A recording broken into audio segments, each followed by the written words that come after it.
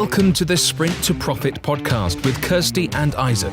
If you are an Amazon seller looking to grow your business with some of the latest tactics and strategies, along with some great guidance for your overall business, then you are in the right place.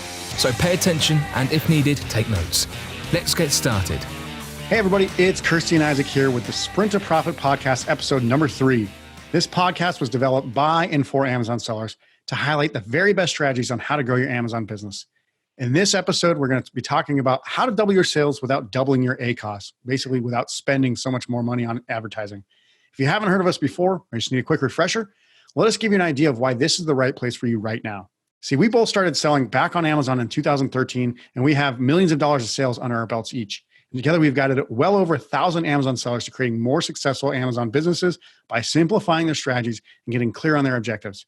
With that said, I think it's probably time for us to get into our first point on how to double your sales without doubling your ACOS. And that basically is to have a good product.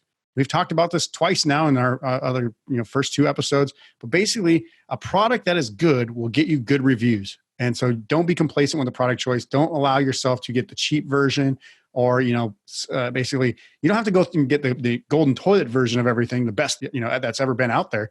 But the idea here is that you want to have a really good product that actually performs, does the function you say it does. And that will help you obviously get good reviews ongoing. Yeah. So in order for us to sell more, right? When, of course, most people are obsessed with traffic, which is where your ACOS comes from, right? Because what we're doing is we're sending, usually with ACOS, we're looking at Amazon PPC, Amazon sponsored ads as the main traffic driver. Now, the problem with that is that if you're just sending traffic to something that people don't want to buy, then guess what? Your ACOS is going to be massive.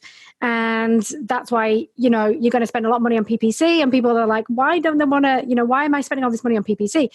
You need to find what the root cause is. And with a lot of people, it's because they don't have a good product and they've got bad reviews.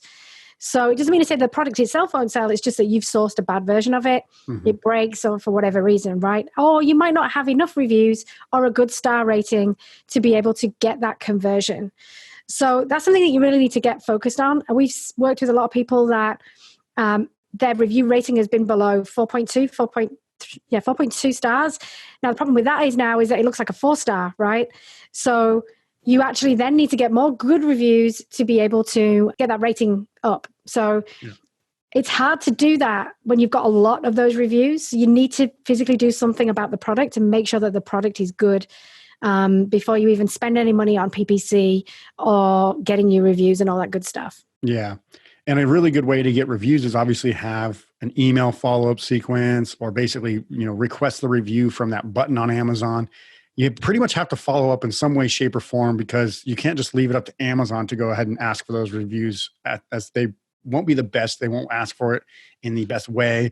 They won't be polite about it. They won't necessarily, give any sort of customer experience benefit to them. So you really should probably have something that goes out there and asks people, hey, did you like the product? Or, I guess you don't say it exactly like that, but basically, would you like to leave a review for the product? And then you basically just give them the link to review it on Amazon. Without that, you probably are going to suffer the idea of not getting enough reviews, not getting fast enough. The rest of your market's going to leave you behind. Because as somebody once told me, the money is in the follow-up. If you don't follow up with people, they won't do anything. They won't take any action. And that's really where your reviews come from, is that follow-up sequence. So I highly encourage you to do that. And yeah, if you have a bad product, following up with good reviews or following up with the email review sequence, probably not going to help because you're just going to get a bunch of bad ones. So you got to fix the product first. Yeah. So with that email sequence, one way to avoid that is to actually get them to write back to you. So rather than just say, hey, go and do this for us, because at the end of the day, they don't really care about you. They just care about themselves, which is a good point, right? They're your customer. Why would they care what you're doing? So essentially, ask them how they feel about it, and you would love to understand their feedback for you. What that does is that they send you their feedback. So number one, you can essentially weed out any problems that there are, and you can help fix those problems if there's something wrong with the product. So you can stop the bad ratings. And then obviously if it's a great one, happy days, then just say to them, hey, we would love you to help us leave that feedback on Amazon for us, right? Yeah. That's it. You're not breaking TOS. You're literally just asking them for the feedback. So you get some information and also you help grow your business as well at the same time. And I just want to be clear, when you're saying feedback, you're just talking about the product feedback, not seller feedback. So Yes, essentially a yes. review, but you're asking them for feedback on the product, not to leave seller feedback, because that's pretty much not, it's not that important on Amazon. No, that's not important. But equally, the way you word it to the customer is still important, because you can't directly ask them for a positive review, right? Yeah. So that's without, not within TOS. So the way you word things is very important, and you're asking them for product feedback to you specifically. And then you want them to leave that as product feedback on Amazon, right? And you can direct them to where that's going to be. Yeah. Yeah. And so that's pretty much the first way to get your business to get double conversion, essentially, and not grow your ACOS, is by having a good product in the first place. Because without it, it's going to be very hard and an uphill battle, no matter how much money you spend on it. The second way is actually probably one of the things I pride myself on focusing on, and that's get better conversion by using the bullet points to talk about benefits to the consumer instead of features. And this is something that, we see all the time. People always want to say it's like, sturdy material, durable, lightweight, portable. These are all like features, right? So those aren't actually benefits until you explain how that is a good thing for them. So lightweight, so maybe you can pick it up and move it easily, right? So that's a benefit. Pick up and move easily. That's the benefit. So when we talk about these features, people flood their page with features, but that doesn't mean anything to the customer, because they don't clearly understand why that's going to be helpful. You have to physically write it on there and explain it so clearly that, anybody who reads it understands how it's going to be beneficial. So, if it's lightweight and they can pick it up and go, maybe it's like, I always use this example of take it to the beach, right? So like maybe it's something that they take to the beach. It's easy enough to pick up and take to the beach. Cool. That's a benefit. Or, if it's like, stuff with like babies or whatever, like, pick it up and carry in one arm with the baby in your other arm. So like, it's not heavy and you're not like burdened down or whatever. So it's a lot of, even hands-free, keeping your hands available to hold your baby as opposed to carrying a bunch of stuff around. That's a benefit, not necessarily the feature. So like maybe a shoulder strap versus a handle on a bag or something like that. But those are actual benefits, and people don't clearly write these out. What they usually do, and this is a good tip, if you're writing features into your listing, look at your bullet points, and then usually like the last 5 to 6 words are where you put the benefit. So like they have to read all the way through that bullet point to see at the very end you say, to make your life easier some way or shape or form. And that's what actually the benefit should be. And that should be at the front of the bullet, not at the end of the bullet point. So that's what we always want to say when we say prioritize, create those bullet points with benefits instead of features. Yeah. And a good way to think about this as well is, what's the emotional benefit that the customer is going to get from this? Yeah. So as we've talked about in previous podcasts, who's your ideal client? Understand who they are, and what's the benefit that this product is going to give to them on an emotional level, not just the physicality of using the product. Yeah. And again, we brought it up before as well. How does it solve their problems? How do they feel when that problem's solved? What's the reason why they're buying it in the first place? Essentially, don't say buy this product, but essentially the reason why they're looking for it in the first place is probably what you should be stating in your bullet points, so that they were very clear about how their problems are going to be solved. Yeah. Because your listing is marketing copy for your customer. They have to know and they have to connect with it pretty much straight away to even bother looking at the listing in the first place. Mm-hmm. But that's what's going to get the conversion. That's going to get the click from your Amazon sponsored ad to get them to actually purchase the product, right? Yeah. So always focus on the conversion factors, not just the traffic itself. Yeah, because changing your bullet points doesn't cost you a single thing. Just takes a little bit of time to understand your consumer a little bit better, understand their problems, how you're helping them, make it clear, defined. Don't try to hide behind some sort of poetic script or weird way to say things. Everybody's always wants to say like, well, I'm not a very good writer. You don't have to be. All you got to do is tell people exactly why they're wanting the product. Why are they looking for it in the first place? If you just think about it more logically than, creatively, it's a lot easier to write these bullet points yourself to actually get people to buy. And the reason why we talk about bullet points specifically is because those are the heavy lifters for conversion. If you just make them very succinct, to the point, here's the benefit of why you want to get this product, that will then stop them from having to read a bunch of other stuff. It'll stop them from going to another page. They'll go ahead and hit add to cart or buy now. And that's what you want. You don't want them to become, necessarily an expert through a Wikipedia page on this thing, and just give them the hard hitting good stuff. We call them the headlines. Give them the headlines, make sure that they understand this, and they won't go anywhere else to buy it from someone else. So that's the idea. And a great tip to, if you struggle with this, because I think a lot of people when they first start out, they struggle with it because they don't understand, number one, the importance, but then think they can't come up with this stuff. So just look at some other bestsellers out there, even, of course, your own products. Look at the reviews, look at the language that people use in those reviews, because those are your customers. Those are the people, and obviously use the 5-star ones for this specific thing, because those are the benefits as to why they like the product, right? So use their language, because guess what? That's going to literally talk to how the customer is going to view this product. So that's a great way of doing it. And just find maybe 5 different things from those reviews that people use this thing for, and pick out the emotional benefit that it's got to them. So it's usually the why they did it in the first place, right? So I say, I like this thing because it has this, because it helps me do this. Yeah. It's usually the last bit. You'll always hear like, oh, I've got a son who does this, or my wife has this problem, and that's why I got this. That's exactly what you should be writing in your copy. Yeah, exactly. Yeah. So do that exercise and you'll come up with a wealth of good graphic detail that you can actually put in your listings as benefits. Yeah. And so now that you got your good product, you've got good bullet points, then essentially the third thing you want to do is actually create secondary or auxiliary images that mimic the main benefits of the product to give a visual experience of what it's like to use the product. Now, this is something that not a lot of people do. So first of all, people are going to say, well, can you put text into images and all this other stuff? In the secondary images, you pretty much, yes, you can. You can't do it on your main images according to TOS, Terms of Service from Amazon. But we highly encourage you to be very clear about what these images are. And you can put a little text overlay. So it's like a kind of like a slightly transparent frame with some text in it. So like if your knees hurt and you're taking turmeric or whatever as a supplement, you could say, relieve knee tension or knee inflammation or whatever. And you could actually say that, and you can show somebody, getting up off their chair or something. And that's going to show that it's actually physically helping them. So you actually don't want to become, people don't understand art. So the more artistic you are with your images, the harder it is for them to actually relay that or to experience what that message is trying to say.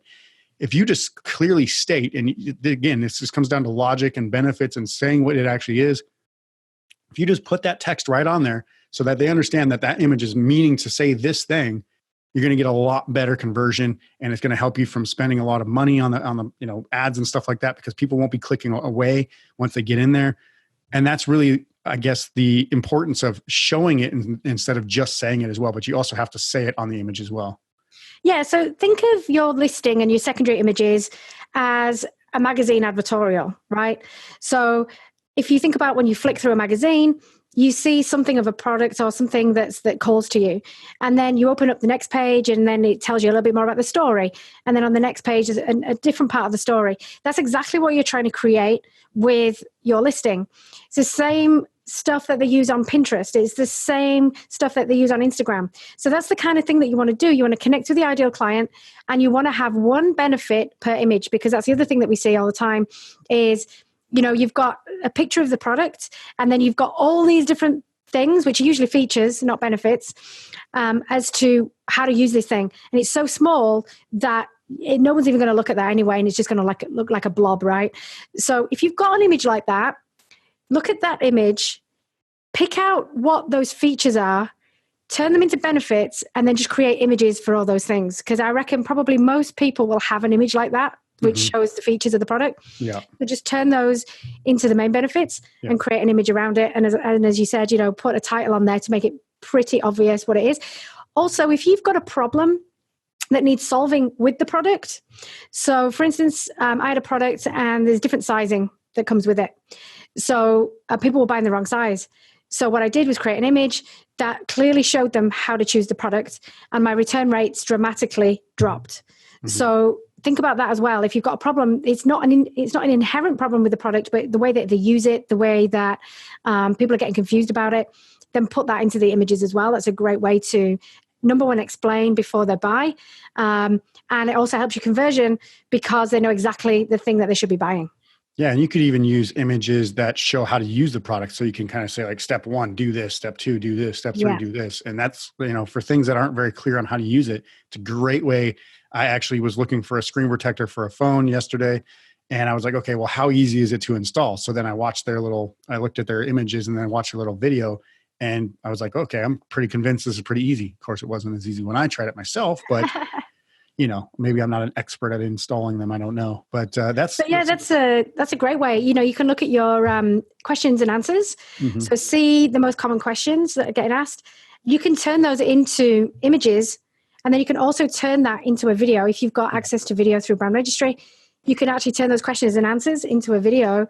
It's solving all the problems that people are asking before they're buying the product, and it's going to increase your conversion rate. Yeah. Yeah. If it's like, a lot of people, like you were saying with size, people are like, well, I don't know how big this is. Show a normal sized person and say, hey, maybe this is a person that's 6 foot tall. Here's how big it is compared to them for scale, just so you know. Giving those people like that kind of information up front, it, again, like you said, it sets their expectations, it decreases your return rate, and it helps them enjoy the experience a lot easier without trying to click back and forth and figure out which one's right from them between yours and somebody else's or whatever. Yeah. So it's really going to help increase your conversion rate for sure. Yeah. So then we've talked about 3 different ways to help you basically get better conversion. That's create a better product or get a better product or have a good product. Make sure that your bullet points are looking great with benefits up front. And then essentially, make sure that you have, the images that mimic the benefits, or they talk about the main benefits. Now we want to talk about getting traffic, free traffic that you can essentially get that, you don't have to pay for anything with your advertising. And it actually helps your advertising perform better when you do these things. So the next thing is basically get more free sessions by having a main image that stands out. And this is something that we see a lot of people try to differentiate their product. They say, okay, I'm going to add some bonus products to my thing. I'm going to bundle it with something else. In reality, your main image is the thing that will get you the most, standout stuff. And it costs you nothing extra, essentially. So what we like to do is we'll actually have, maybe if we have to use packaging in our image or whatever, if everybody else is doing the same exact thing, we want to do something different. So zig when they zag. So if everybody else has got black boxes and clear, screen protectors or whatever, I'll just use a screen protector because that's what I'm looking at right now. You maybe have a red box and a clear screen protector. That red will stand out on that page completely. Make sure you're kind of, cropping out extra space. Make sure you're using all that square up, and then basically just have something that stands out. Because again, if everything looks the same, how are you going to get those sales? How are you going to get those clicks? No one's going to pick you just because you think it looks good. It's going to have to actually catch their eye. And that we talk about, we mock up, we create a page one doing a screenshot of the search results from Amazon. We'll put our little image over some of the on page one already and just see what we call the 6 foot test. And maybe you can explain that. Yeah. So what you want to do is take your main keyword. So the keyword that you're going to get the most traffic on, put that into Amazon. So type that in, hit obviously search and see the search results on page one. So what you want to do, get that search result, and you want to do this on a desktop rather than obviously your phone right now, and just screenshot what that main page looks like. It's probably going to be the first probably 2 or 3 rows, right? Yeah, and you don't have to zoom out using like the zoom out function on your browser or whatever. But yeah, so you can get more. And first up, what you want to do is just look at all the images. Just say which one stands out. Which one stands out the most? Now, we've done this recently with a lot of people, and it's amazing how many categories look exactly the same. It's very difficult as a customer then to differentiate between which one I'm going to even click on, right? So to get that click and get that traffic. The one that really stands out is the one you automatically are just going to click on just because it's a little bit different, because the only other way you're going to differentiate is through price, which is you don't want to be in that game. So that's what you want to look at. Which ones are standing out? If nothing's standing out, then you say, okay, which one, how can I make mine different enough for it to stand out? Yeah. Like you said, we can put packaging in there. Even if you don't have packaging, you can create packaging for now. And if it stands out enough, you can maybe create that in the future. But we use different techniques. We color our products. So this is a really good thing when you're actually researching your products. When you've decided which ones you want to do, you want to do this at that point, because you want to maybe create the product in a different way, different color, etc., to make it stand out versus everyone else, even if it's just a handle that's different color. Yep. And the other thing you can do, which is very effective, is reorient the product. So if it's pointing downwards, if everyone's pointing downwards, you want to point upwards, those types of things. Or the opposite direction. Or the opposite direction. Yeah. So whatever way everyone else is doing it, because guess what? Most people are lazy and they look at the thing and go, oh, everyone's doing that. I need to copy what they're doing because they must be good, right? Yep. So you just want to be different enough to stand out. And can't stress enough how simple yet effective this technique is. And as soon as you do it, if you do it with an existing product now, get a few images mocked up how you think it could look, put that on, see which one stands out, and then actually literally put it on your listing. Most of the time, I would say 95% of the time, you will have some uplift in traffic, obviously, but also sales, because it's the click. You got everything else working on your conversion, and it's one of the key things that you can do for very small expense. Yeah, and then basically once you have that mocked up from that screenshot, just stand back, back up from your screen, and then look, does that thing look like it's actually standing out from the page versus everything else? That's what we talk about, the 6-foot rule. So from 6 feet away, can you spot yours instantly? Yeah. That's how you can get those sessions. And if you heard Isaac's voice change there, that's because he literally stood back from his from his microphone. I didn't take the microphone with me. It's for effect right there. So if you're not watching this on YouTube or something, you'll have heard me walk away, but you wouldn't have seen me do it. But yeah.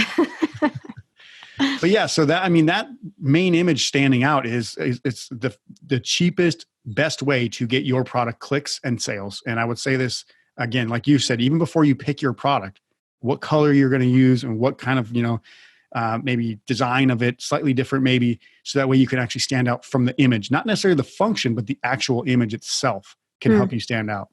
And I would say, because this happens all the time, and I did it as well, is that when everybody copies you, don't moan about it, just switch it up.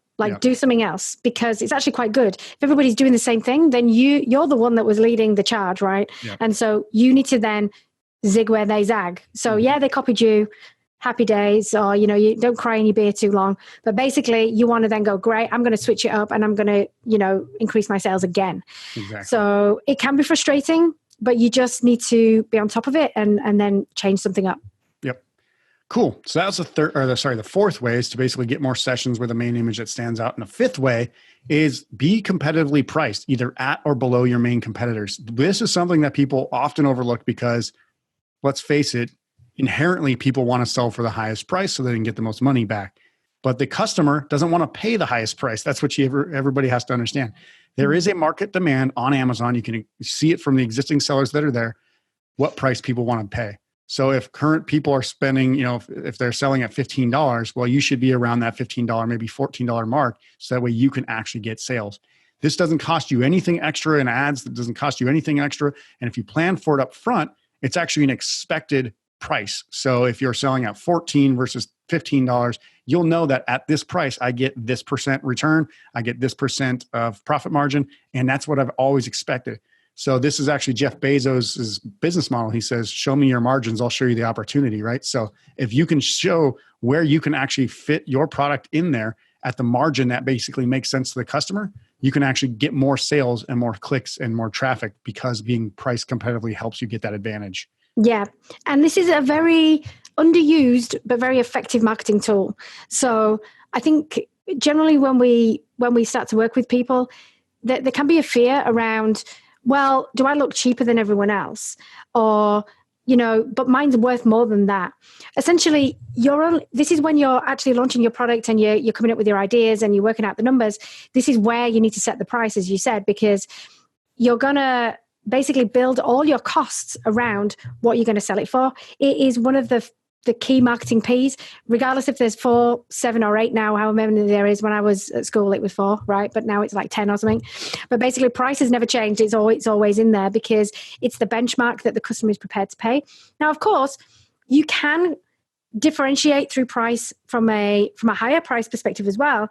The thing is, all you got to need to know is if you're in a high volume category and you need high volume to get to that page 1 and there's a benchmark pricing, you need to be competitive with that pricing to be on page 1 and hit that volume. Yeah. It's a volume game. Yeah. And so, obviously with price, it's already set there. You don't have to get crazy with it and drop it way down, but essentially customers are buying, which means they're telling you that's what they're willing to pay. So you can't just create your own price. You can't sell it whatever you want. And I use that example of the golden toilet. This is a story I've told many times, but essentially if you think that you're going to make the best version of a product, it doesn't necessarily mean the customer wants to buy it. And I use this example. It's like selling golden toilets versus regular porcelain white toilets. There are probably 3 or 4 or 5 people that want a golden toilet, but it's probably going to cost, $500,000 versus a regular toilet, which is a couple $100. you're going to get a lot more sales where the customers are actually currently demanding the product, which is the couple $100 toilet, right? Not the $1 million or $500,000 toilet. So understand that your quality has to be good, but you don't have to go over the top to the point where you're outpricing yourself from the market. You have to be within the market's demand. People buying this type of quality at this price, you have to be there too. And that's where you're going to get the most sales and get the most sessions and get the most clicks and everything like that. So that's what we really want to stress, is that don't create the golden toilet version of something. Create the best you can get for the price that you need to sell at. So that's how you have to think. You have to think like a consumer, and you have to think like, hey, can I get this product at this quality at this price? If yes, then that's great. That's what you need to do. Yeah. And one of the quickest ways to drive traffic for a short period of time would be to drop your price to be very, very competitive, get the juice that you need to push you up those rankings, and then put your price back up to where you are. And that also helps, your ACOS, because guess what? What you're going to be doing is actually driving the traffic naturally and getting more conversion through your ads as well. Yep. So use it as a lever, use it as a benchmark. This is where I need to be competitive to get everyday pricing. And then you can also use it as a promotional tool as well. And it's very quick, cheap, and easy to do. And you'll see results probably within a couple of hours or a day or two, instead of months of testing. So highly recommend doing that as well. So then the sixth way is basically use only relevant keywords for your listing and sponsored ads. Essentially, if you're spending and trying to stuff a bunch of things in there, your spend's going to go out of control. You're going to be found for irrelevant terms. People are going to click on it but not buy, which means that you're spending money that's not coming back to you. And ideally, you try to, basically get the most relevant main keywords, the things that are related to your product in there. Don't throw the words iPhone or, Kindle in there just because they're highly searched on Amazon. That doesn't help you get sales. Only the relevant stuff matters, because that's how you're going to actually get up in the rankings. And the idea here is that if you have the right relevant keywords and your product is actually, moving in the right direction, then essentially you'll get better ranking, because your conversion is going to go up, which means then Amazon's going to try to give you more traffic, and you'll start to kind of climb the ladder in keyword ranking for those search terms. So the idea here is the more you try to stuff, the more harmful it'll actually be towards your listing and your sessions and your conversion. And that's when you're going to spend more money on ads as well. And also, Isaac, would you say that once you understand the keywords that are the most relevant, so, using more, analyzing your search term report, understanding those terms that are the most relevant, you want to spend more money on those terms, right? Because they're converting higher. Yes. So, it's not a spray and pray approach, right? It's just spend on the ones that are actually converting for your product, which will help your ACOS, because essentially what you're doing is you're spending on the stuff that is going to convert. Yeah. And I mean, again, you might have a research campaign that kind of goes out there and finds some good data for you, but you don't spend as much money on that as the converting ones that you already have and that are working. So it's a great way to understand the effects and the objectives and the strategies behind your ads, but also the keywords that you choose even within the listing. And that's all free. All the keywords that you put into your listing are there added for free that help you get relevancy, traffic, and ranking on Amazon. So highly recommend using mostly relevant, or pretty much only relevant keywords for those subject matters and search terms and all that stuff. Yeah.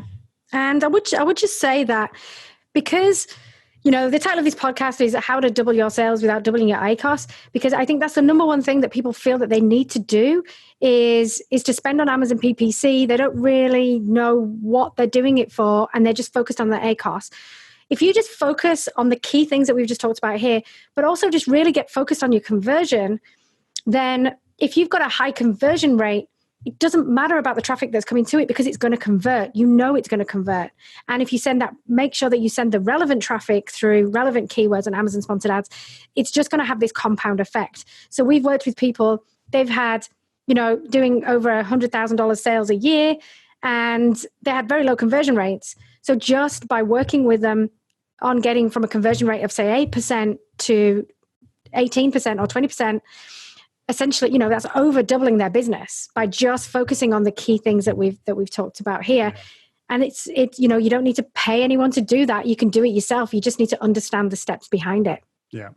And again, sending traffic at that point is actually, you're more confident that you can do it because you have the high conversion rate. You're confident that when you send more sessions and more people to your listing, that they're actually going to convert at roughly the same rate as well. So again, you're not doubling your ad spend.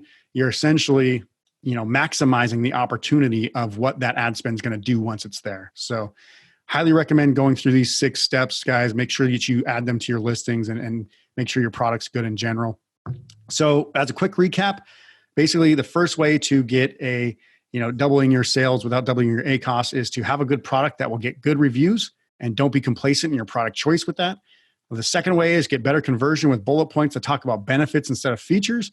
The third way is create secondary images that mimic the main benefits, that gives the visual experience of what it's like to use the product. The fourth way is to get more sessions with a main image that stands out. The fifth way is be priced at or below your main competitors. And the sixth way is use only relevant keywords for your listing and sponsored ads. Otherwise, your ad spend will be hard to control. And now that you're armed with this information, it's your job to implement it into your business and grow your business through action. If you like what you heard today on our show, please be sure to hit the subscribe button and share our podcast with friends who might get value out of it as well. See you on the next show, and we wish you the best in your business and for yourself. Bye for now.